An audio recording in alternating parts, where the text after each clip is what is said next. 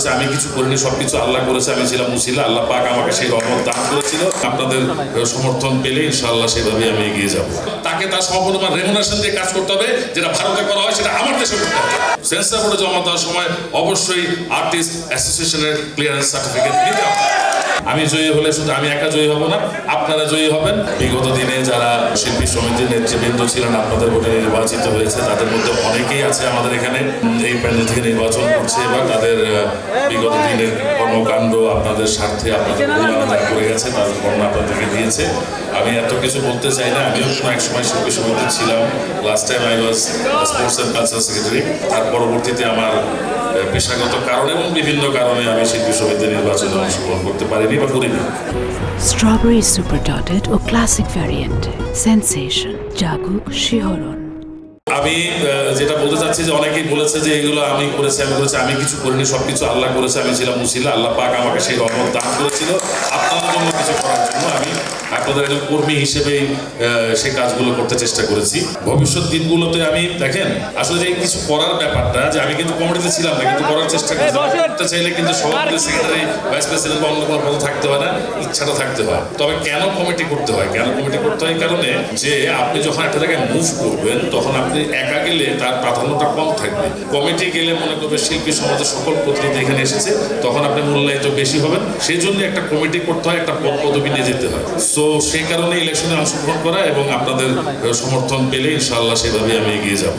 আমি বেশি কিছু বলবো না, দু চারটা কথা বলি যেগুলো বেসিক সমস্যা।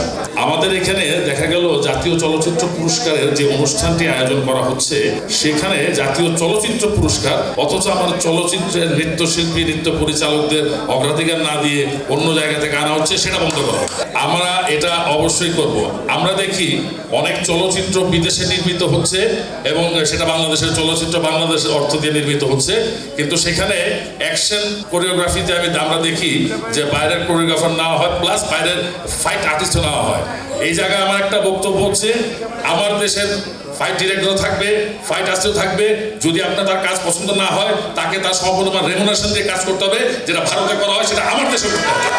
তাকে কাজে না সমপরিমাণ আমার ফাইটের আর্টিস্ট এবং ফাইট ডিরেক্টর থাকতে হবে এবং তাকে সেই টাকা দিতে হবে, তারা কাজ করানো না।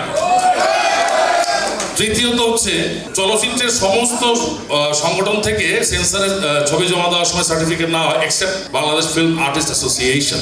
এটাকে বাধ্যতামূলক করতে হবে। সেন্সর বোর্ডে জমা দেওয়ার সময় অবশ্যই আর্টিস্ট অ্যাসোসিয়েশনের ক্লিয়ারেন্স সার্টিফিকেট দিতে হবে। এগুলো হলো বেসিক কাজ যেগুলো আমি করব। তারপরে যে আমাদের যে সমস্যাগুলো আছে সেটা সমাধান কল্পে আমি কিছুটা এগিয়েছি। সেই ক্ষেত্রে আমাকে সহযোগিতা করছেন কিছুদিন আগে ঘোষিত সংস্কৃতি মন্ত্রণালয়ের সংস্কৃতি প্রতিষ্ঠান এবং ব্যক্তিদের অনুদানের যে কমিটিটা, তার জ্যেষ্ঠ সদস্য, সিনিয়র মেম্বার হচ্ছেন আমাদের চলচ্চিত্রের একজন প্রাণ পুরুষ, আমাদেরই বড় ভাই, আমাদেরই জনপ্রিয় নায়ক জনাব হেলাল খান ভাই। তার কাছেও আমার প্রস্তাব পৌঁছে গেছে এবং এটা উনি আজকে আমার বক্তৃতার পরে উনি হয়তো কিছু বলবেন এ ব্যাপারে, এর জন্য উনি এখানে এসেছেন। কি করতে পারবো, কি করতে পেরেছি সেটা না বলে আগামী দিনগুলোর দিকে তাকাই, আপনাদেরকে সবাইকে নিয়ে জয়ী হই।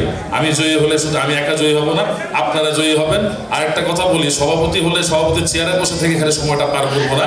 আমি শুধু মিটিংয়ের সময় সভাপতির চেয়ারে বসবো, বাকি সময়টা আপনার পাশের চেয়ারে বসে আপনার দুঃখের কথা শুনবো।